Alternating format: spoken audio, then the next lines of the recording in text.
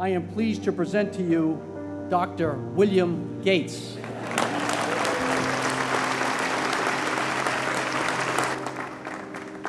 Thank you. President Bach, former President Rudenstein, incoming President Faust, members of the Harvard Corporation and the Board of Overseers, members of the faculty, parents, and especially the graduates. I've been waiting more than 30 years to say this. Dad, I always told you I'd come back and get my degree.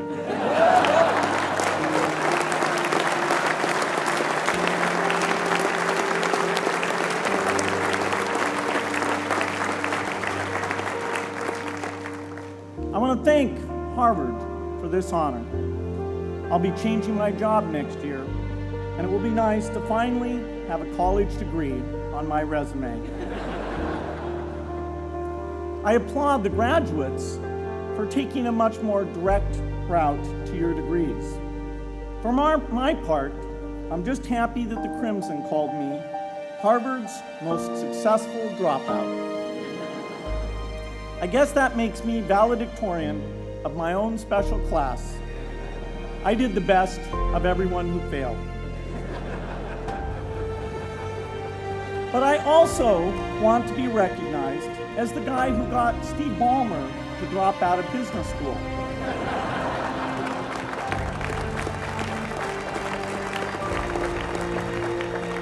I'm a bad influence. That's why I was invited to speak at your graduation. If I'd spoken at your orientation, fewer of you might be here today.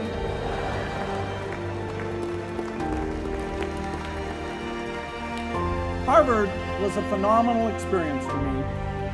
Academic life was fascinating. I used to sit in on lots of classes that I hadn't even signed up for. And dorm life was terrific. I lived up at Radcliffe in Courier House. There were always a lot of people in my dorm room late at night discussing things because everyone knew that I didn't worry about getting up in the morning. That's how I came to be the leader of the antisocial group. We clung to each other as a way of validating our rejection of all those social people. Radcliffe was a great place to live. There were more women up there, and most of the guys were math science types. The combination offered me the best odds, if you know what I mean. That's where I learned the sad lesson that improving your odds doesn't guarantee success.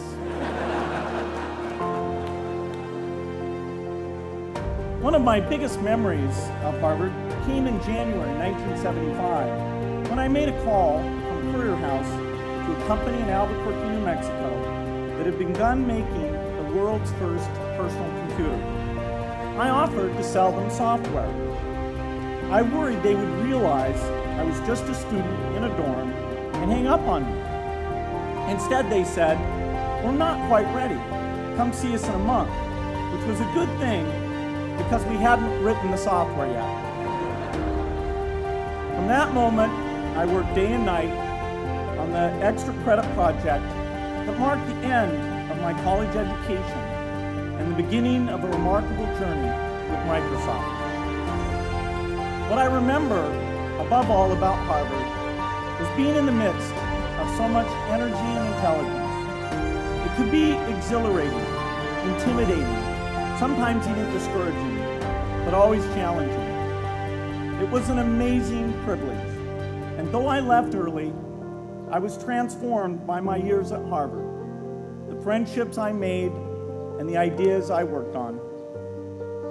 But taking a serious look back, I do have one big regret. I left Harvard with no real awareness of the awful inequities in the world, the appalling disparities of health and wealth and opportunity that condemn millions of people to lives of despair.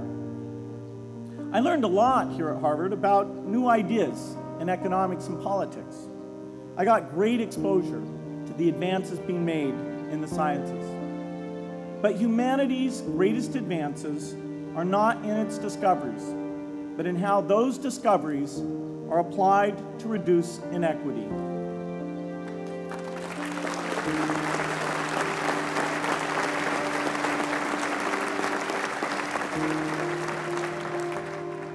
Whether through democracy, strong public education, quality health care, or broad economic opportunity, reducing inequity is the highest human achievement. I left campus knowing little about the millions of young people cheated out of educational opportunities here in this country. And I knew nothing about the millions of people living in unspeakable poverty and disease in developing countries. It took me decades to find out. You graduates came to Harvard at a different time. You know more about the world's inequities than the classes that came before. In your years here, I hope you've had a chance to think about how, in this age of accelerating technology, we can finally take on these inequities and we can solve them. Imagine, just for the sake of discussion, that you had a few hours a week and a few dollars a month to donate to a cause. And you wanted to spend that time and money where it would have the greatest impact in saving and improving lives. Where would you spend it? For Melinda and I, the challenge is the same. How can we do the most good for the greatest number with the resources we have? During our discussions on this question, Melinda and I read an article about the millions of children who are dying every year in poor countries from diseases that we had long ago made harmless in this country. Measles, malaria, pneumonia, hepatitis B, yellow fever. One disease that I had never heard of, rotavirus, was killing 500,000 children each year, none of them in the United States. We were shocked. We had assumed that if millions of children were dying and they could be saved, the world would make it a priority to discover and deliver the medicines to save them. But it did not. For under $1, there were interventions that could save lives that just weren't being delivered. If you believe that every life has equal value, it's revolting to learn that some lives are seen as worth saving and others are not. We said to ourselves, this can't be true, but if it is true, it deserves to be the priority of our giving. So we began our work in the same way anyone here would begin it. We asked, how could the world let these children die? The answer is simple and harsh. The market did not reward saving the lives of these children, and governments did not subsidize it. So the children died because their mothers and fathers had no power in the market and no voice in the system. But you and I have both. We can make market forces work better for the poor if we can develop a more creative capitalism. If we can stretch the reach of market forces so that more people can make a profit or at least earn a living serving people who are suffering from the great inequities. We can also press governments around the world to spend taxpayer money in ways that better reflect the values of the people who pay the taxes. If we can find approaches that meet the needs of the poor in ways that generate profits for business and votes for politicians, we will have found a sustainable way to reduce inequity in the world. Now, this task is open-ended. It can never be finished. But a conscious effort to answer this challenge can change the world. I'm optimistic that we can do this. But I talk to skeptics who claim there is no hope. They say, inequity has been with us since the beginning and will be with us until the end. because people just don't care. I completely disagree. I believe we have more caring than we know what to do with. All of us here in this yard, at one time or another, have seen human tragedies that broke our heart. And yet we did nothing, not because we didn't care, but because we didn't know what to do. If we had known how to help, we would have acted. The barrier to change is not too little caring. It is too much complexity. To turn caring into action, we need to see a problem, see a solution, and see the impact. But complexity blocks all three steps. Even with the advent of the internet and 24-hour news, it is still a complex enterprise to get people to truly see the problems. When an airplane crashes, officials immediately call a press conference. They promise to investigate, determine the cause, and prevent similar crashes in the future. But if the officials were brutally honest, they would say, of all the people in the world who died today from preventable causes, 0.5% were on this plane. We're determined to do everything possible to solve the problem that took the lives of the 0.5%. The problem is not just the plane crash, but the millions of preventable deaths. We don't read much about these deaths. The media covers what's new. Millions of people dying is nothing new. So it stays in the background where it's easy to ignore. But even when we do see it or read about it, it's difficult to keep our eyes on the problem. It's difficult to look at suffering if the situation is so complex that we don't know how to help. And so we look away. If we can really see a problem, which is the first step, we come to the second step, cutting through the complexity to find a solution. Finding solutions is essential if we want to make the most of our caring. If we have clear and proven answers, anytime an organization or individual asks, how can I help? Then we can get action, and we can make sure that none of the caring in the world is wasted. But complexity makes it hard to mark a path of action for everyone who cares, and makes it hard for their caring to matter. Cutting through complexity to find solutions runs through 4 predictable stages.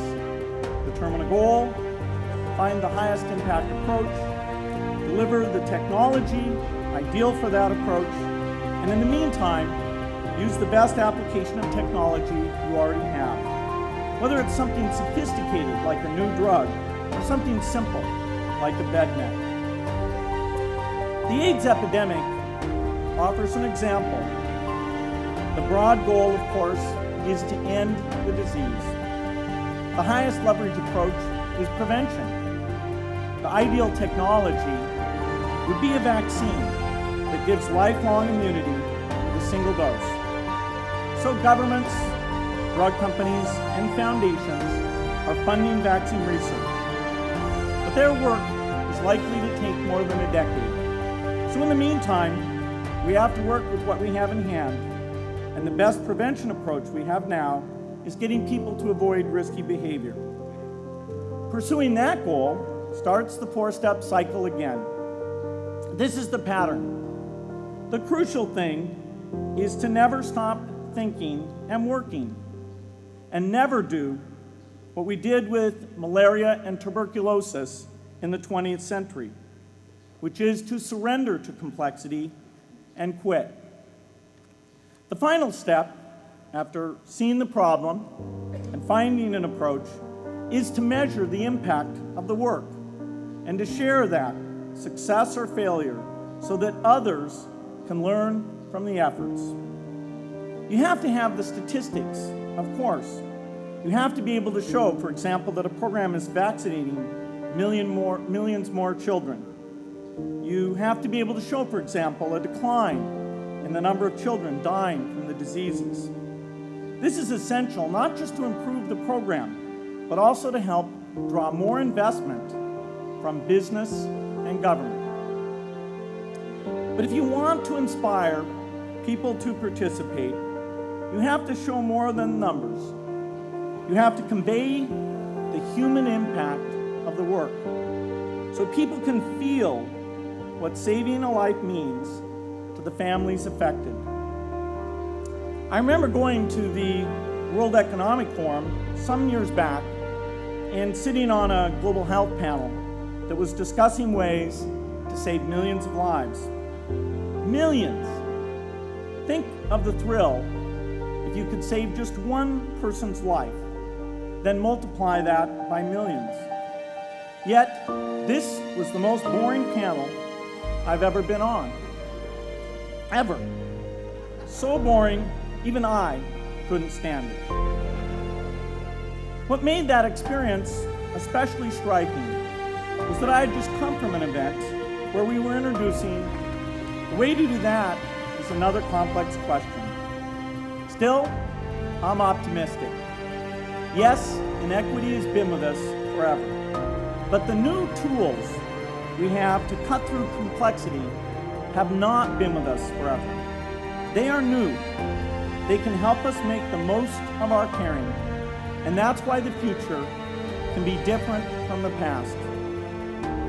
The defining and ongoing innovations of this age, biotechnology, the personal computer, and the internet give us a chance we've never had before to end extreme poverty and end death from preventable disease.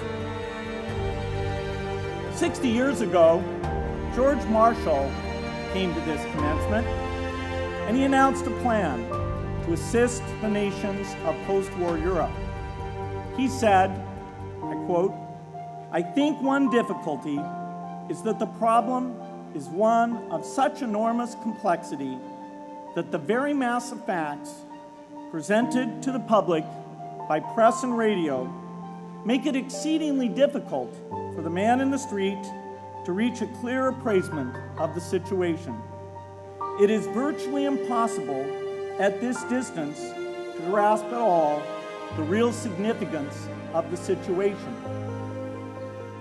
30 years after Marshall made his address, which was 30 years ago, as my class graduated without me, technology was emerging that would make the world smaller, more open, more visible, less distant. The emergence of low-cost personal computers gave rise to a powerful network that has transformed opportunities for learning and communicating. The magical thing about this network is not just that it collapses distance and makes everyone your neighbor. It also dramatically increases the number of brilliant minds we can bring in to work together on the same problem. And it scales up the rate of potential innovation to a staggering degree. At the same time, for every person who has access to this technology, 5 people don't. That means many creative minds are left out of this discussion. Smart people with practical intelligence and relevant experience who don't have the technology to hone their talents or contribute their ideas to the world. We need as many people as possible to gain access to this technology because these advances are triggering a revolution in what human beings can do for one another. They are making it possible, not just for national governments, but for universities, corporations, small organizations, and even individuals to see problems, see approaches, and measure the impact of their efforts to address the hunger, poverty, and desperation George Marshall spoke of 60 years ago. Members of the Harvard family, here in the yard is one of the great collections of intellectual talent in the world. For what purpose? There is no question that the faculty, the alumni, the students, and the benefactors of Harvard have used their power to improve the lives of people here and around the world. But can we do more? Can Harvard dedicate its intellect to improving the lives of people who will never even hear its name? Let me make a request of the deans and the professors, the intellectual leaders here at Harvard. As you hire new faculty, award tenure, review curriculum, and determine degree requirements, please ask yourself, should our best minds be more dedicated? Should Harvard students know about the depth of global poverty, the prevalence of world hunger, the scarcity of clean water, the girls kept out of school, the children who die from diseases we can cure? Should the world's most privileged learn about the lives of the world's least privileged? These are not rhetorical questions.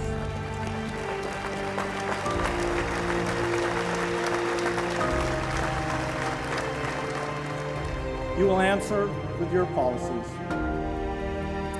My mother, who was filled with pride the day I was admitted here, never stopped pressing me to do more for others. A few days before I was married, she hosted a bridal event at which she read aloud a letter about marriage that she had written to Melinda. My mother was very ill with cancer at the time, but she saw one more opportunity to deliver her message, and at the close of the letter she said, "From those to whom much is given, much is expected." When you consider what those of us here in this yard have been given in talent, privilege, and opportunity, there is almost no limit to what the world has a right to expect from us. In line with the promise of this age, I want to exhort each of the graduates here to take on an issue, a complex problem, a deep inequity, and become a specialist on it. If you make it the focus of your career, that would be phenomenal. But you don't have to do that to make an impact. For a few hours every week, you can use the growing power of the internet to get informed, find others with the same interests, see the barriers, and find ways to cut through them. Don't let complexity stop you. Be activists. Take on big inequities. I feel sure it will be one of the great experiences of your lives. You graduates are coming of age in an amazing time. As you leave Harvard, you have technology that members of my class never had. You have awareness of global inequity, which we did not have. And with that awareness, you likely also have an informed conscience that will torment you if you abandon these people whose lives you could change with modest effort. You have more than we had. You must start sooner and carry on longer.